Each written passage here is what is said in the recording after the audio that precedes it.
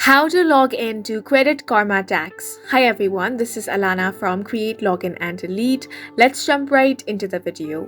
First of all, you want to open up any web browser and on the search bar, search for creditkarma.com and press enter. That's going to take you to this website.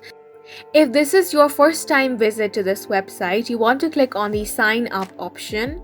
Once you click on it, you will have to first create your account. For that, you want to enter some of your details such as your email address, your password, and then you will have to enter your personal detail. And after the confirmation, your new account will be created.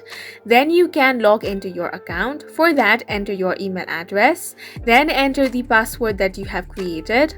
After that, click on the login option. Once you do that, you will be logged into your Credit Karma account. If you face any trouble while logging into your account, you can click on Try Another Way option below. Once you click on this option, on another page, you will first have to enter the email address connected to your Credit Karma account. Then click on the Continue option in order to find your account. In case you have forgotten the email, you want to click on Forgot Email option. Then over here, you will have to enter your first name, then enter your last name. After that, enter your date of birth and then the social security number. Then click on the Continue option.